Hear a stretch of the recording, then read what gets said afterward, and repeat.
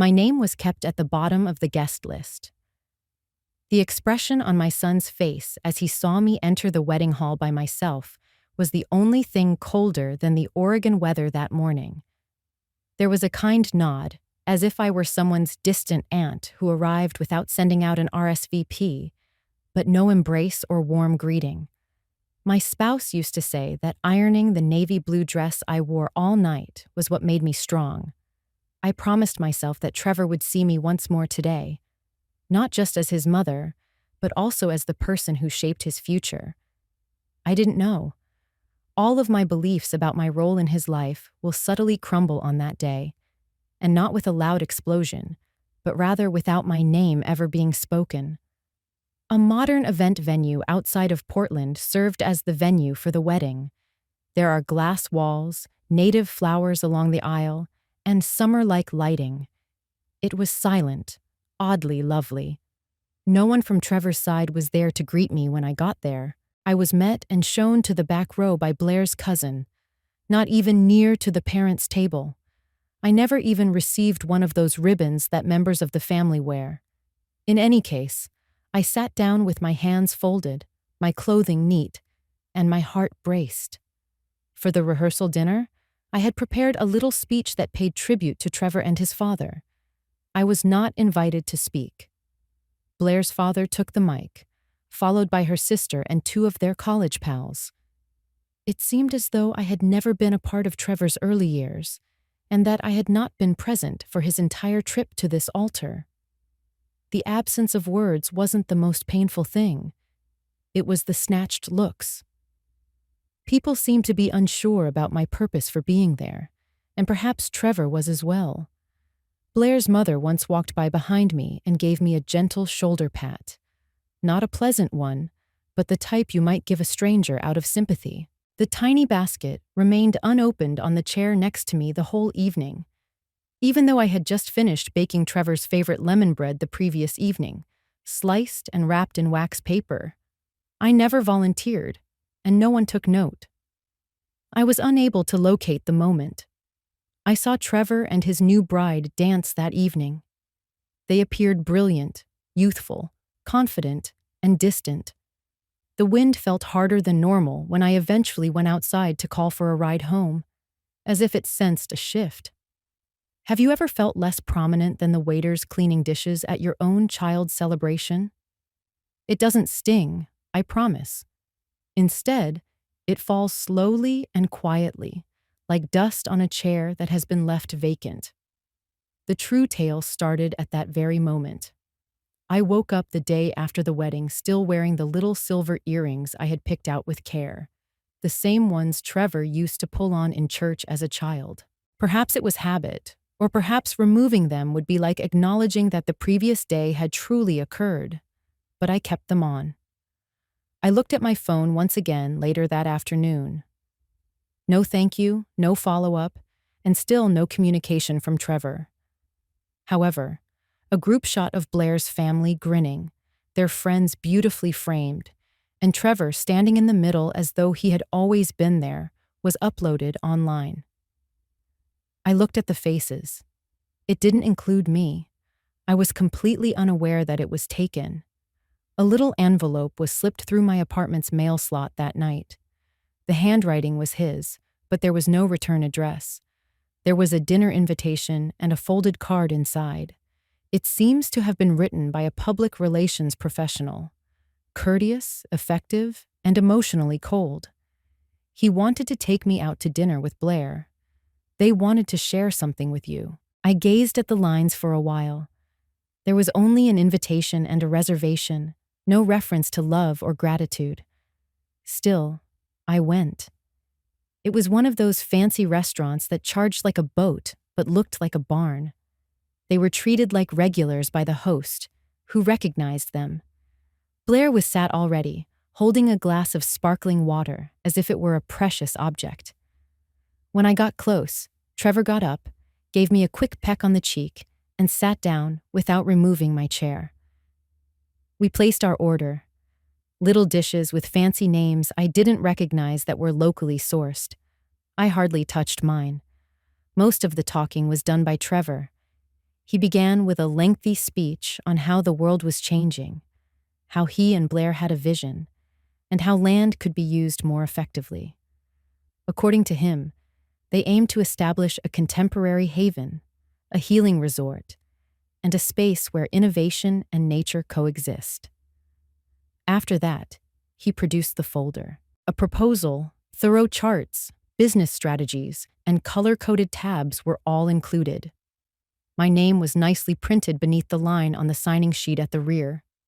He added that the property would be maintained in my name, but just on paper, and that it would eventually make paperwork easier, all while grinning as if he had done me a favor. Blair nodded in a quiet, professional voice. She said that this was about leaving a legacy, and that Trevor and I could create something enduring together. But when she said it, she didn't give me a glance. She examined the folder. No, I didn't say. I didn't refuse. I just sat there listening to my son speak in polished sentences that didn't sound like him, watching him sell me something I never asked for. The waitress came by, refilled my glass. I looked at the ice floating in the water, cold, clear, slowly disappearing, just like everything else. The morning after that dinner, I folded the proposal back into its folder and tucked it under a stack of gardening catalogs I hadn't opened in months. I left the envelope from Trevor inside, untouched. My apartment was quiet, except for the soft hum of the refrigerator and the low creak of the baseboard heater coming to life. I sat at the kitchen table for a long while, sipping coffee that had gone cold before I remembered to drink it. There was no decision yet. I hadn't called Trevor. He hadn't followed up. But something had shifted. Not in the folder, in me. That afternoon, I took a walk to clear my head. Ended up passing by the old feed store I hadn't stepped into in years. They were selling seed packets out front again. It reminded me of the early years before the arguments, before the silence. When Trevor used to run between rows of hay bales chasing kittens while his father stacked feed. When he used to ask about the names of trees and I had answers. I went home, sat on the edge of the bed, and pulled out the key I'd kept on my necklace chain. It was small and brass and cold to the touch. It used to open the lock to our family storage shed, the one at the back of the property. My husband had always said it was a place for things that mattered. I hadn't been back to that shed since the funeral. I made the drive the next morning. The property was mostly untouched quiet, full of dry grass and broken branches. The air smelled like sun on wood and distant smoke. I parked at the gate, walked the rest of the way in boots I thought I'd never wear again. The lock still worked. The shed groaned open like something exhaling after too long in the dark. Inside, it smelled of cedar and old paper. I had forgotten how many things we had saved over the years. Faded ribbons from county fairs, handwritten notes, tax folders. And then toward the back under a canvas cover, I found the small metal file box. Heavy, gray, still sealed tight. The key still fit. Inside, in addition to a few weathered photos and a plastic bag of old letters, there was a document sleeve marked in my husband's handwriting. Not legalese, just simple block letters for Meredith only. I opened it slowly. What I found was the deed, clear, legally sound, in my name. The entire 1,700-acre ranch transferred to me 5 years before he passed. No clauses, no liens, no co-owners. There was also a letter, just a few lines, written with a pen I recognized in the same steady print my husband used when he didn't want to be misunderstood. He wrote that he had seen the way Trevor looked at the land, not with memory, but with calculation. He said he hoped Trevor would grow into the kind of man who asked before he took. But if he didn't, then this was my way out, my right to say no. I sat on the floor of that shed for what felt like hours. The wind rattled the roof gently. I didn't cry. I didn't speak. I just held the paper in my lap and breathed. It was the first time in a long time I remembered what it felt like to hold something that truly belonged to me. 2 days after I found the letter, I went back to the city. I didn't rush. I drove slower than usual, windows down, letting the cold air sting my face. I didn't play the radio. I needed to hear everything clearly. I had spent the night before sitting at the kitchen table, laying out every piece of paper from that box. The deed, the letter, the older tax returns. I even found a notarized statement from my husband's attorney confirming the transfer of property. Every document was dated, every one of them legal. No room for doubt, no space for interpretation. I gathered them into a plain manila folder and slid it into my bag. It wasn't a threat. It wasn't a weapon. It was proof. That was all. And for the first time in years, I was starting to realize I needed that more than I needed approval. I made an appointment the next morning with Delilah, the only person I knew who wouldn't ask questions I couldn't answer. She had been a lawyer for 3 decades and a friend for 4. We met at her small office in the corner of an old building downtown, still with the same bell on the door and a photo of her mother's farm behind her desk. Delilah read everything in silence. Her brow furrowed, but she didn't interrupt. When she finished, she looked up at me and tapped the folder gently with her knuckles. Then she asked me one thing. "What do you want to protect first, the land or yourself?" I told her both. So we created the trust. It wasn't dramatic. No courtroom, no arguments, just a notary, a few legal clauses, and a protective layer that made it clear, unless I was incapacitated and 2 independent doctors confirmed it, no one could make decisions about that land but me. Delilah added a few conditions of her own. She called them good habits, automatic alerts if anyone tried to record a deed or apply for a permit, a quiet lawyer in Bend who would handle all correspondence, a clause that blocked Trevor or Blair from using my name in any business filings. The whole process took 3 days. I didn't tell Trevor. I didn't mention it in our family group chat. I didn't say a word to anyone. I just kept the folder. I still had it with me when I got home. I placed it on the top shelf of my closet, not hidden, not displayed, just where I could reach it if I needed to. The next time Trevor called, his voice was cheerful. He said he and Blair wanted to take me out again. He had some new renderings he wanted to show me. Said he thought I'd be excited. I told him I'd check my calendar. Then I hung up, walked to the closet, opened the door, and looked at the folder for a long time. I didn't feel afraid. I didn't feel powerful either. I just felt ready. The restaurant was the same. Same barn-style lighting, same overpriced wine list, same polished wood tables arranged like they were waiting for important people. I arrived on time. Trevor and Blair were already seated. They stood up when they saw me smiling, as if we were just any family gathering for a casual Thursday night. Blair wore something pale and expensive. Trevor had on a new blazer, the kind he used to borrow from his father's closet in high school. But now it was tailored modern, a size too tight, like he needed to look bigger than he was. They hugged me lightly, said it was good to see me. I nodded, sat down, and placed my napkin across my lap with the same precision I had used to fold his clothes for years. The menus were already closed on the table. Trevor leaned forward and said he had something exciting to show me. Out came a sleek portfolio mat, black with gold-embossed lettering. Blair gently slid it open and began flipping pages. The renderings were beautiful, expansive pavilions with glass walls, meditation decks, elevated pathways winding through trees. Each page glowed with potential, with imagined serenity. They had named it Halberg Hollow. Page after page of projected profits, visitor statistics, phased development. Blair spoke with confidence, her voice soft, her rhythm measured. She knew every number. Trevor chimed in occasionally with color memories from his childhood that he wove into the narrative.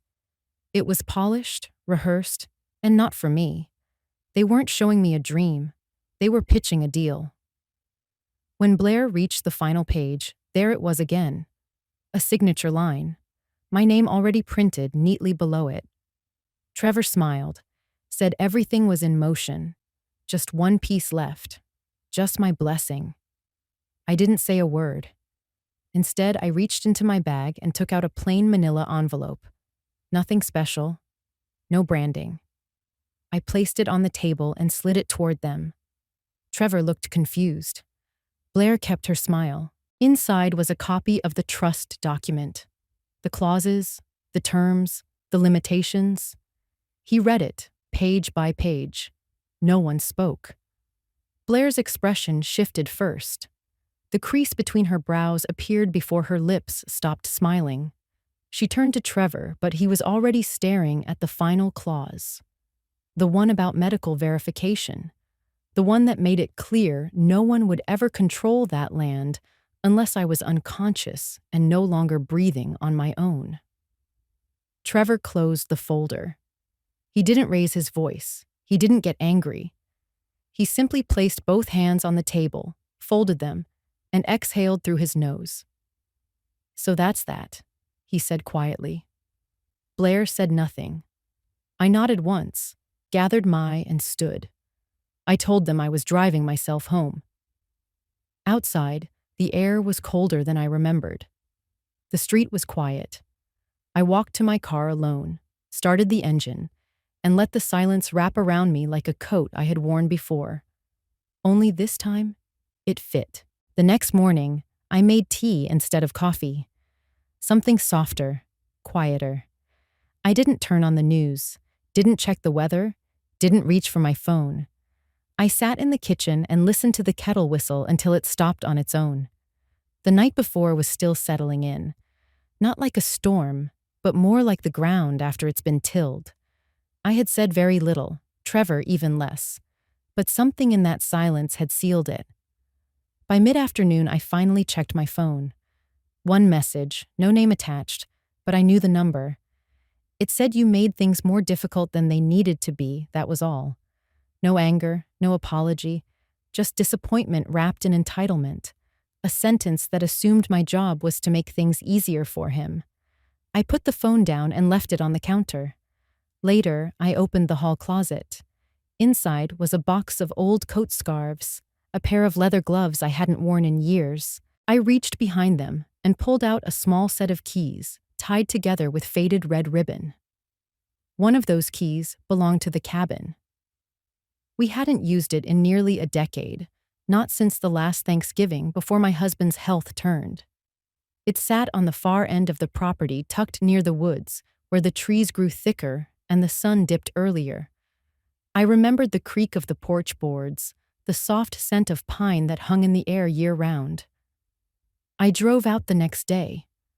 The road was rough, overgrown in places, but the cabin still stood, a little tired but upright, like it had been waiting. I stepped inside. Dust floated in the light coming through the windows. The furniture was still there, worn but solid. I opened every drawer, every cabinet, found a half-used notebook, a jar of dried lavender, an old flannel shirt folded neatly in a basket. The cabin didn't need much. A good cleaning, a few repairs, a coat of paint. It was nothing like the resort Trevor had drawn up, and that was exactly why it felt right. That afternoon, I rolled up my sleeves and started sweeping. The sound of the broom against the wooden floor echoed like footsteps in a quiet church. I worked slowly, steadily, until the sun dipped behind the tree line and the air turned cold again. I sat on the porch steps and watched the last light fade. There were no cars nearby, no messages waiting, just the steady rhythm of wind through leaves. I had said what I needed to say, not with words, but with choices, with actions. Trevor would go on. He would find another way. Or maybe he wouldn't. But for once, I wasn't building anything for anyone else. The land was still mine. And now, so was the peace that came with it. The following week passed slowly. I spent the mornings airing out the cabin and the afternoons walking the trails I used to know by heart. The air smelled like damp bark and the last bits of summer. Every step I took felt like I was retracing a version of myself I had almost forgotten. One evening, as I was washing out the chipped enamel mugs we used to drink cocoa from, my phone buzzed again. I had almost stopped carrying it, but that night I had left it on the windowsill, just in case. It was Trevor. His message was short. He said the bank had frozen a line of credit connected to a land appraisal, said there was confusion, said he hoped we could talk soon. I stared at the screen for a long time. The message wasn't warm. It wasn't cruel either, just calculated, like someone had lost a chess piece and couldn't figure out how. I didn't reply. The next day, he left a voicemail. His voice was calm, clipped, unusually careful. He talked around things, mentioned my health, my comfort the long drive back into town. He never once asked how I was. He never once asked if I was okay out here alone. I deleted the message. That evening, I stood on the back porch with a blanket around my shoulders. The trees swayed gently. The wind had picked up just enough to carry sound from further away. But there was nothing. No birds, no tires on gravel. Just quiet. I thought about all the times I had made things easier, how often I had stepped aside, how often I had smiled when I should have spoken, how many conversations I had let die before they could bloom. This was different. This was me not stepping aside. I began writing again, not for anyone, just for myself. I filled 3 pages in an old composition book I found behind a stack of crossword puzzles. I wrote about the silence in my son's voice. I wrote about the trust that once felt unshakable, now shattered into decisions and contracts. I wrote about what it felt like to stop waiting. The next morning, I folded those pages and tucked them inside the same envelope where I had once kept the deed. Not because I needed to prove anything, just because I wanted it recorded. Later that day, another message came in, shorter this time. It simply read, "If this is really what you want, then I guess we're done here." I didn't reply to that one either. I walked to the edge of the clearing behind the cabin, watched the branches bend slightly, then return.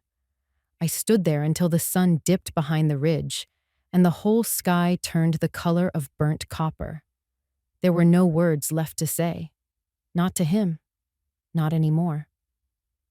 I spent the next few mornings fixing things around the cabin. Nothing major. The railing on the porch needed tightening. The stovepipe was clogged with leaves. One of the windows whistled when the wind blew across the clearing. I handled each task without a plan, just moving from one corner to the next, like I was reacquainting myself with an old friend. There was peace in the work. Not the kind that came from silence alone, but the kind that came from doing something useful with your hands. My fingers ached in the evenings, but I welcomed the pain. It reminded me I was still choosing this place, still choosing myself. The wild roses near the back fence had overgrown. I trimmed them carefully, remembering how my husband used to say they bloomed best when you cut them back without apology. It had been years since I'd handled shears. The thorns left scratches along my arms, small and bright, like the land's way of saying, it remembered me too. One afternoon, I walked to the old greenhouse. The glass was still mostly intact. A few panels had slid out of place, but the frame held strong. Inside, the air was stale and green. Moss clung to the corners of the wooden shelves. I pulled open the back vents and let the breeze in. That night, I lit the fireplace for the first time in a decade. The wood cracked loud the way it always had, and the room took on that scent of smoke and pine I thought I'd forgotten. I sat on the floor with a mug of hot water and listened. No music, no phone, just fire and wind and the quiet shift of night coming in. The next morning, I unpacked the last box I had brought with me. It held things I hadn't looked at in years. A small photo album, a folded tablecloth, a recipe card in my mother's handwriting, and beneath it all, a packet of wildflower seeds. Trevor had given them to me on a Mother's Day when he was 9. The paper was faded, but the seeds were still inside. I carried them to the edge of the clearing. The soil was dry but soft. I knelt down, pressed them into the earth with my bare hands, and covered them without a word. Later, I found a chair from the porch and set it in the middle of the yard. From there, I could see the whole cabin, the shed behind it, the garden, the path that led down to the creek. It wasn't a big view, but it was mine.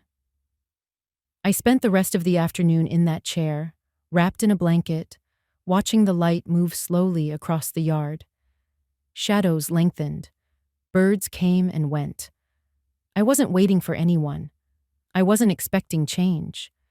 But something in me was unfolding, quietly, like a door that had been stuck for years and finally gave way without a sound. And I let it. It started with the woman from the library. Her name was Ruth, and she wore a denim jacket with the sleeves rolled up and carried a canvas tote full of gardening books and newspaper clippings.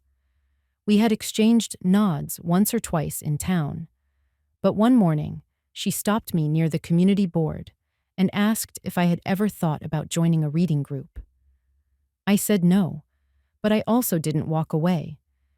She handed me a flyer, printed in soft ink, a little crooked on the page. The group met twice a month, nothing formal, no assigned books, just a circle of women most over 60, some widowed, some divorced, a few simply tired of being invisible. I showed up the next Thursday. We met in the back room of the town library, the one with folding chairs and a single tall window that overlooked the parking lot. There was coffee in a thermos, someone brought gingerbread, and someone else brought copies of a poem she found in her husband's toolbox after he passed. The women didn't ask questions I wasn't ready to answer. They just listened. When it was my turn to speak, I didn't tell the whole story. I just said I had a ranch, I had a son, and lately I had found a kind of quiet I didn't know I needed. Ruth nodded and passed me a slice of cake without saying anything. By the third meeting, I had started bringing things: a basket of herbs from the garden, an extra pair of gloves for a woman named Joyce, whose hands had grown too stiff for the cold, a lemon pie I hadn't baked in years.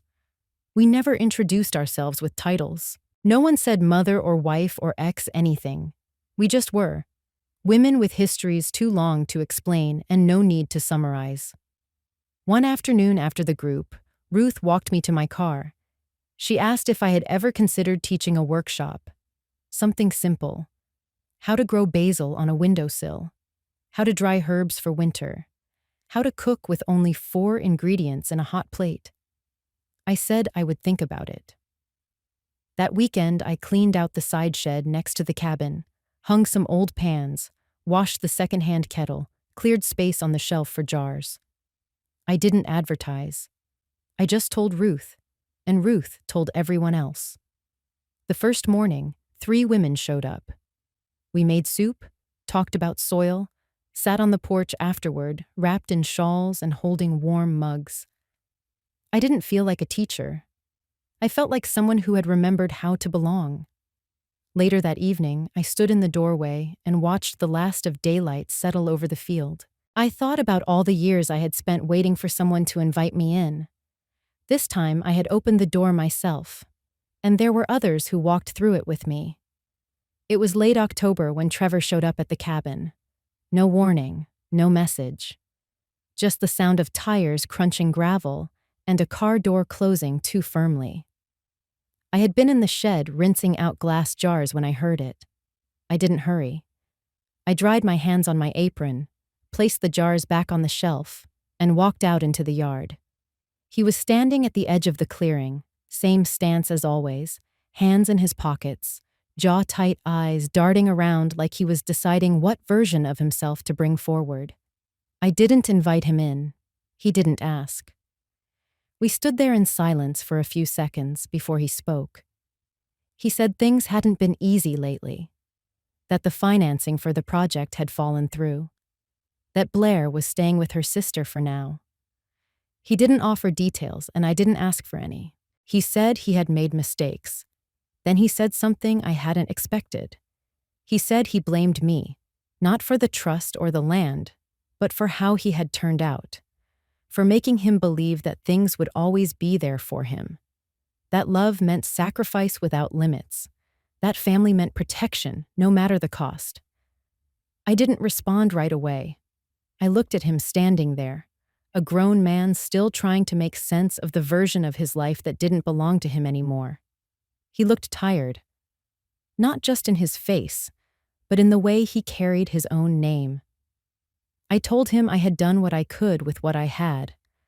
I told him I had tried to protect him for too long. That maybe the real mistake was never showing him how to carry disappointment without turning it into blame. He didn't like that. He paced, spoke louder, said I was rewriting the past. I stood still. I said this land had always asked for honesty, that it remembered footprints, even the ones that ran away, that everything he wanted had once been his for the taking, if only he had asked instead of assumed. His shoulders dropped. He didn't argue after that. Instead, he looked around at the cabin, the shed, the garden that was half asleep for the season. He didn't say it, but I could feel it. The distance between what he had planned and what was real. He asked if I needed anything before winter. I said I was fine. He nodded once, then turned and walked back to his car. When the engine started, I didn't look away. I waited until the sound disappeared down the road, then stepped back inside. There was nothing triumphant in the moment. No closure, tied in a neat bow, only stillness. And for the first time, that was enough. The first frost came early that year. I woke to find a thin layer of ice on the garden beds and a sharpness in the air that settled into my bones before I could get the kettle going. I moved slower that morning, not because of age, but because the stillness felt earned. I pulled out the old composition book, the one I had been using to collect bits of thoughts lists, half-formed reflections, and I tore out a page. I wrote my name at the top. Just a reminder, not a label. After that, I started writing a letter that I had never allowed myself to write before. I wrote to the version of myself that used to think that giving up all to love your child was necessary.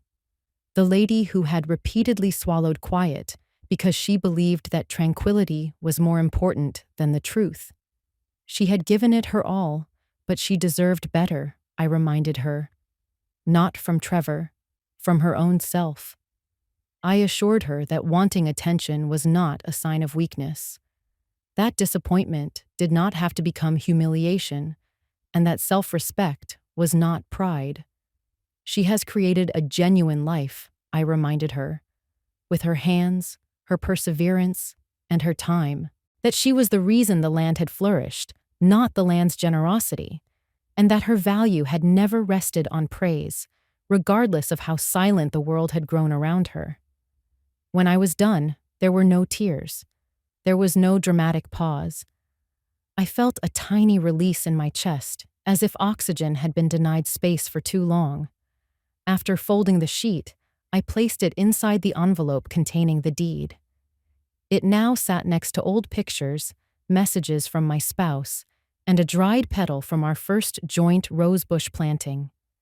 Then, with a sort of calm that wasn't loneliness, I sat down at the kitchen table, prepared tea, and lighted the fireplace. Something else, something more stable was involved. I let the breeze in that afternoon by opening the window. A few obstinate leaves, golden and dry shaking but not yet ready to fall, clung to the branches of the trees that had dwindled.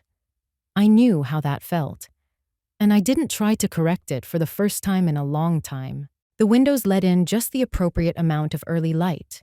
It made the steam from my mug curl upward like a ribbon, formed gentle shadows over the flooring, and caught the corners of the ancient wooden table. One piece of ground outside was being lifted by the frost. Wrapped in my heavy cardigan, I stood barefoot on the porch, seeing the final leaves surrender to the wind. Nothing spectacular, simply the subtle change of seasons, an organic release. That day, nobody called. Nobody came by. I didn't mind either. No longer were there any plans marked in ink or a calendar on the wall. However, I was aware of the day. I had ceased requesting permission to exist for the first time in a whole year. The smell of chilly earth and pine filled the air. I listened with my eyes closed. There were no noises or voices, only the distant chirping of birds and the gradual exhale of a woman who had at last found her place. I wasn't waiting for approval from others. I wasn't waiting for an apology or reconciliation that might never materialize. I had my own time, my own pace, and my own territory. The lady who was formerly someone's mother, wife, or last resort now just belonged to herself. And that was more than sufficient. I hope this tale made you feel visible if you've ever been the one gently slipping into the background of your own life. We all have the right to occupy space. We all have the right to defend our positions. If this tale struck a chord with you, pause to think about it, or perhaps express your feelings. The same way you needed this narrative, someone else could need your words somewhere.